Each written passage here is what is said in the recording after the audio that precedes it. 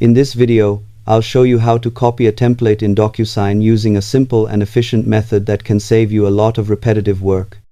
After logging in, head over to the Templates section where all your saved templates are listed, then choose the one you want to duplicate. By clicking the three-dot menu next to it, you'll find the Copy option, which instantly creates a duplicate with all the same fields, roles, and settings. This is especially helpful if you need a slightly modified version without starting from scratch.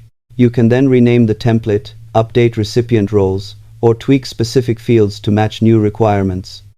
Just be cautious, as copied templates may still include old data or permissions that aren't relevant anymore.